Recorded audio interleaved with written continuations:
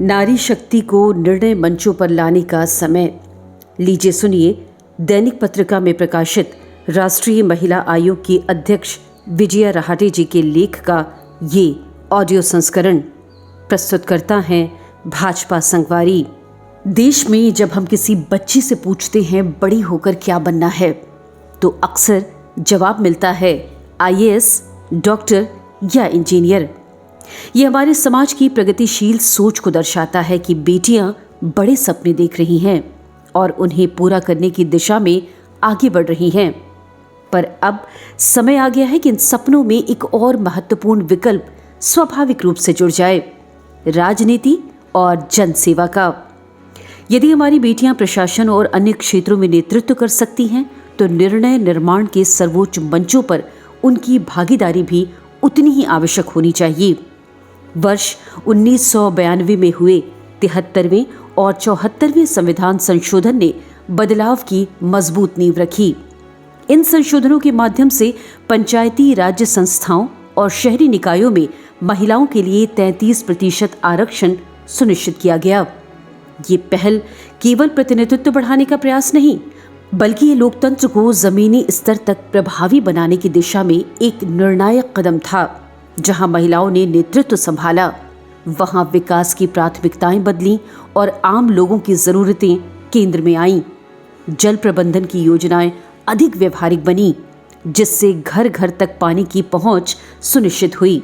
स्वच्छता और स्वास्थ्य की सेवाओं में सुधार आया। आंगनबाड़ी और स्कूलों की स्थिति बेहतर हुई और पोषण पर विशेष ध्यान दिया गया।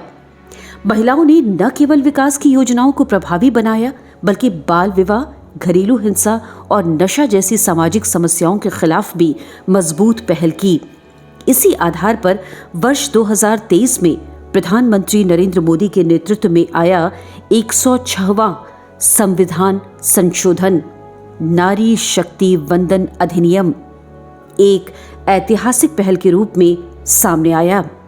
इसके अंतर्गत लोकसभा और राज्य की विधानसभाओं में महिलाओं के लिए 33% आरक्षण सुनिश्चित किया गया, जिसमें एससी व एसटी की महिलाओं की भागीदारी भी बाखूबी शामिल थी।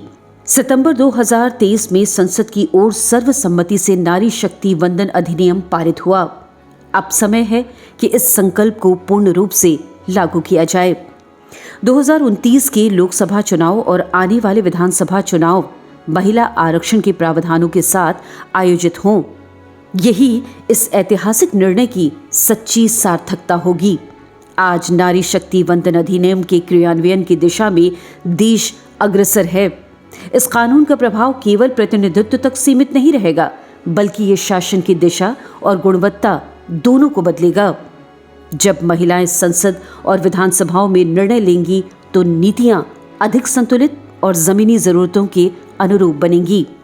सड़कों की सुरक्षा और उपयोगिता पर भी बाखूबी ध्यान दिया जाएगा। जल योजनाएं घर घर तक पहुंच सुनिश्चित करेंगी।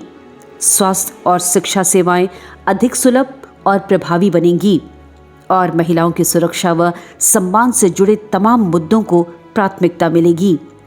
महिलाओं का प्रतिनिधित्व बढ़ेगा, जिससे लोकतंत्र अधिक संतुलित और समावेशी बनेगा। साथ ही नीति निर्माण की विविधताएं बढ़ेंगी। राजनीतिक दलों के भीतर भी महिलाओं की भागीदारी बढ़ेगी, जिससे लोकतंत्र और अधिक गहरा होगा। नारी शक्ति वंदन की विशेषता ये है कि इससे सभी क्षेत्रों की महिलाओं को अवसर मिलेगा और राजनीतिक भागीदारी कुछ सीमित क्षेत्रों तक केंद्रित नहीं रहेंगी।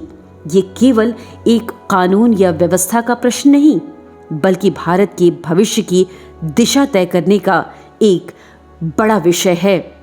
ये समय है कि उन्हें अवसर दें, मंच देने का और सबसे महत्वपूर्ण उन पर विश्वास करने का, क्योंकि जब नारी शक्ति आगे बढ़ती है तो केवल एक वर्ग नहीं, बल्कि पूरा राष्ट्र आगे बढ़ता है।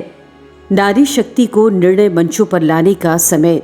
आप सुन रहे थे दैनिक पत्रिका में प्रकाशित राष्ट्रीय महिला आयोग की अध्यक्ष विजया रहाटे जी के लेख का ये ऑडियो संस्करण।